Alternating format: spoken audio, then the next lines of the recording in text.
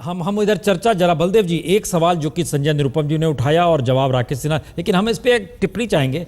क्या भारतीय राजनीति दागदार नेताओं के जरिए आगे बढ़ रही है? इस स्थिति में आकर देश खड़ा है, और अगर ऐसा है जिसकी तादाद वाकई बढ़ रही है, संघ की भूमिका क्या है? देखिए, बहुत दुर्भाग्यपूर्ण है कि देश की राजनीति में जिस तरह अपराधीकरण बढ़ा है उससे जनता का विश्वास राजनीति से उठ गया है। और इसलिए क्योंकि संघ शुचिता की बात करता है, संघ चरित्र की बात करता है, संघ देशभक्ति की बात करता है, संघ ईमानदारी की बात करता है, तो निस्संदेह संघ कभी ये नहीं चाहेगा कि राजनीति इन विडंबनाओं से घिरी रहे। और राजनीति जब तक जनता का विश्वास प्राप्त नहीं करेगी तब तक वो, मुझे नहीं लगता कि देश के नवनिर्माण में कोई भूमिका निभा सकती है।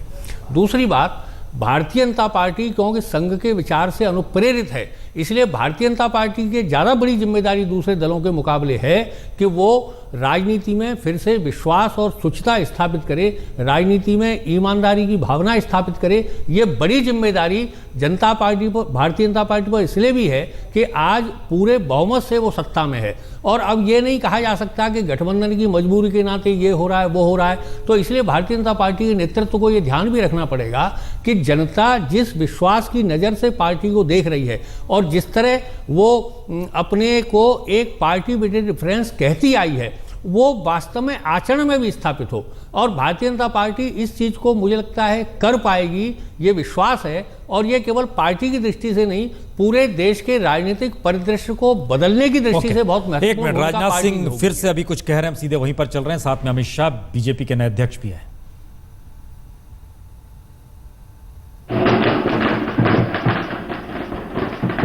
बल्कि भारत की संसद में नॉन कांग्रेस किसी पॉलिटिकल पार्टी ने आजाद भारत के इतिहास में पहली बार क्लियर मेजॉरिटी के साथ सरकार बनाने में कामयाबी हासिल की है, तो हमारी और आपकी पार्टी भारतीय जनता पार्टी ने हासिल की है।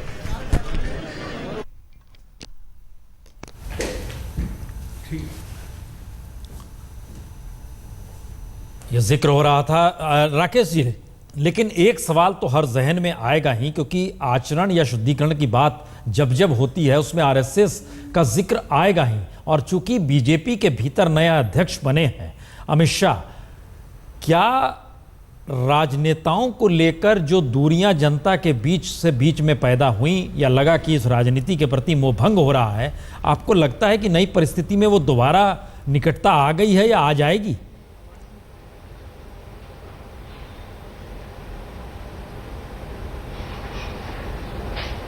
राकेश जी, हमारी आवाज आ रही है अब तक?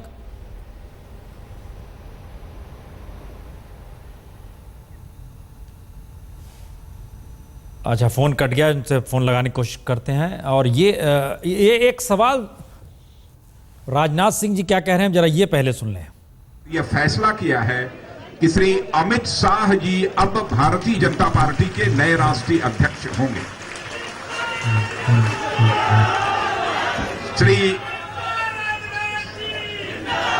श्री अमित शाह जी को मैं अपनी तरफ से हार्दिक बधाई देता हूं, और आप सभी कार्यकर्ताओं से मैं यह अपील करना चाहता हूं, आप सबने भरपूर सहयोग दिया है। अब आपको अमित शाह जी को सौंप रहा हूं, इन्हें संभाल कर रखना और हिफाजत के साथ रखना, और पूरी तरह से हमारे श्री अमित शाह जी का सहयोग करना, यही आप सबसे अपील करना चाहता हूं। और पुनः मैं श्री अमित शाह जी का अभिनंदन करता हूं, इनका स्वागत करता हूं, इनको हार्दिक शुभकामनाएं देता हूं।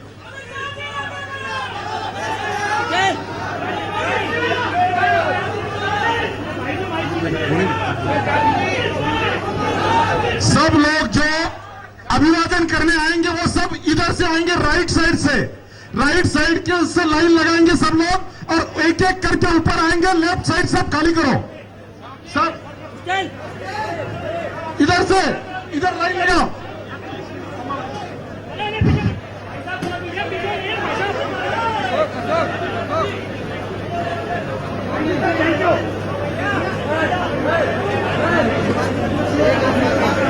सर यहाँ लाइव चल रहा है, प्लीज थोड़ा इस तरफ देखिए।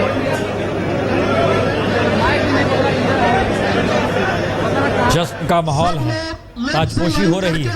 लाइन से, हाँ लाइन करो, यहाँ से स्टार्ट करो।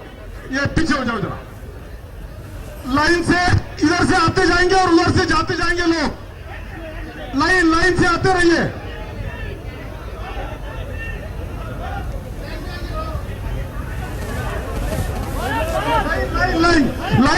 लाइन से आएंगे और लाइन से जाएंगे सब लोग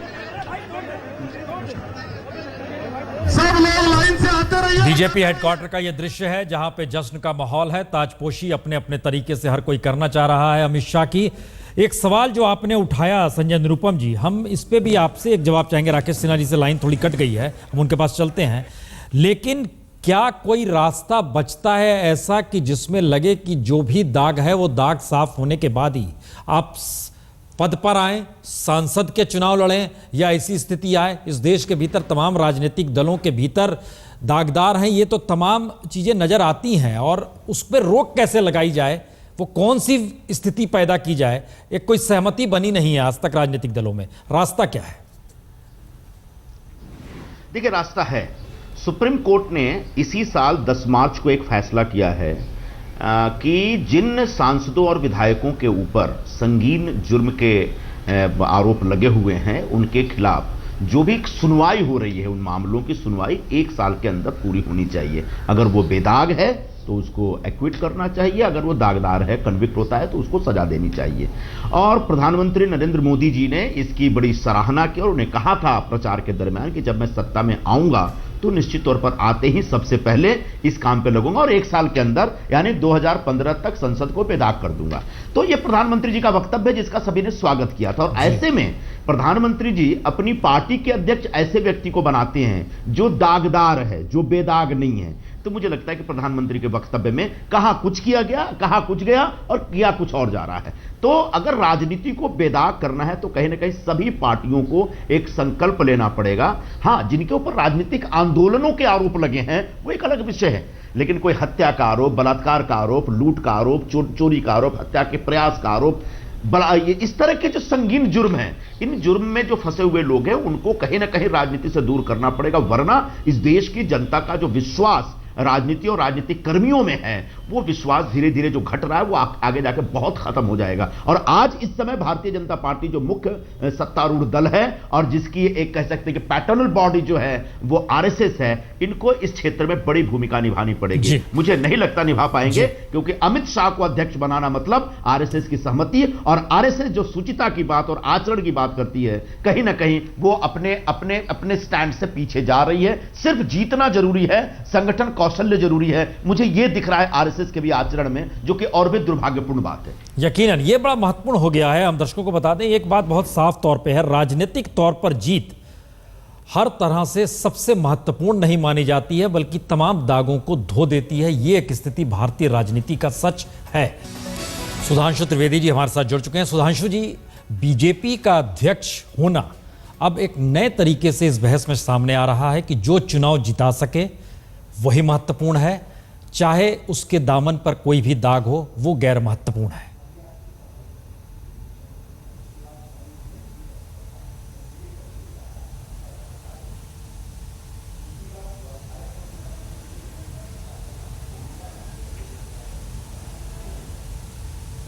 देखिए, अमित शाह जी को जो नया अध्यक्ष बनाने का निर्णय आज पार्टी के संसदीय बोर्ड ने सर्वसम्मति से किया है, उसमें 3 चीजों का ध्यान रखा गया। एक तो हम अपेक्षाकृत युवा नेतृत्व के हाथ में क्रमशः पार्टी की कमान सौंप रहे हैं जी।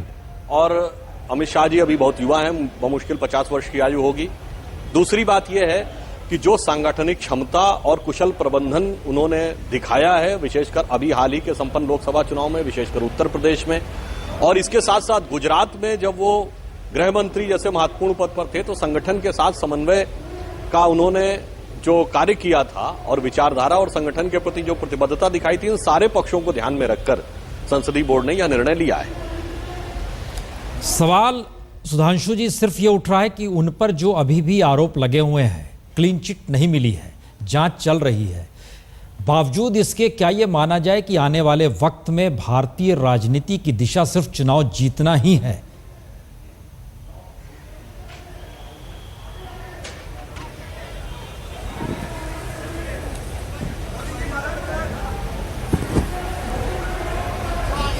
ग्रहण करता है।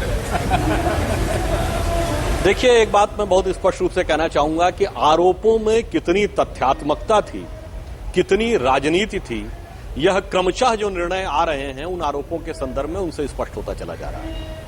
अतः यह तो प्रश्न उन लोगों से करना चाहिए जो चुनाव की हार या जीत को किसी भी सीमा तक लाने के लिए किसी भी व्यक्ति पे किसी भी प्रकार के आरोप लगाने के लिए सरकारी तंत्र का दुरुपयोग करते हैं। जब हम दुरुपयोग शब्द कह रहे हैं तो इस आधार पर कह रहे हैं क्योंकि लगातार न्यायपालिका से विगत कुछ वर्षों में उत्तरोत्तर उन्हें छूट मिली है, इसलिए वह विषय एकदम पृथक है। और आज का जो निर्णय लिया गया है वो सांगठनिक क्षमता और पार्टी की विजय में महत्वपूर्ण भूमिका को ध्यान में रख के लिया गया। संजय निरुपम जी, मतलब बहुत साफ है कि कांग्रेस भी कटघरे में है।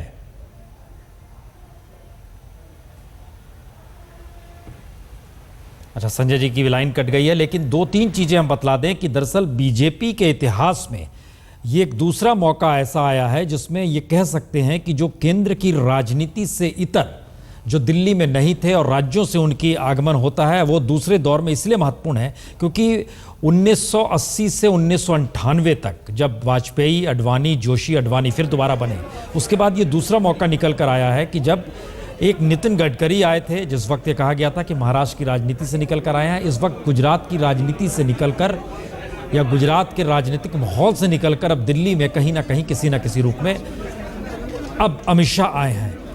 सुधांशु जी, एक बात और कि आने वाले वक्त में 3 राज्यों खासतौर से महत्वपूर्ण है जहां बीजेपी नहीं है, महाराष्ट्र, हरियाणा और झारखंड। पहला टारगेट बीजेपी का वही है, वहां जीत मिल जाए।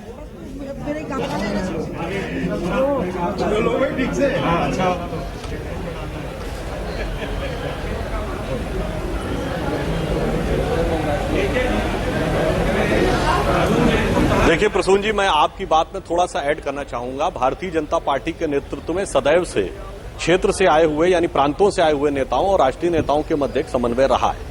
जैसे अभी आपने बताया नितिन गडकरी जी लाए गए थे, उस समय जब राजनाथ सिंह जी भी पहली बार अध्यक्ष बने थे, वो भी उत्तर प्रदेश से ही आए हुए थे। आज नरेंद्र मोदी जी सीधे मुख्यमंत्री से प्रधानमंत्री बने हैं।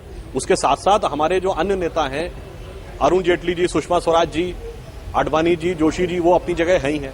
तो मैं ये कहना चाहूंगा, भारतीय जनता पार्टी ने प्रांत से उठे हुए नैसर्गिक नेतृत्व और दिल्ली के स्थापित नेतृत्व के मध्य में एक सुंदर समन्वय बनाने का प्रयास किया। अब जो आपने बात कही कि आने वाले राज्यों के चुनाव, निश्चित रूप से ये चुनाव बहुत नजदीक आ गए, विशेषकर हरियाणा और महाराष्ट्र के। इसीलिए राजनाथ सिंह जी ने यह विचार किया कि इस समय एक फुल टाइम अध्यक्ष चाहिए। भारतीय जनता पार्टी का लक्ष्य निश्चित रूप से हरियाणा और महाराष्ट्र में एक बार पुनः अपनी सरकार बनाना और वांछित सफलता प्राप्त करना रहेगा। जिस प्रकार का मनोभाव जनता ने लोकसभा में दिखाया है, हमें ये आशा है कि उसी प्रकार का जन समर्थन हमें इन राज्य विधानसभा के चुनावों में भी प्राप्त होगा।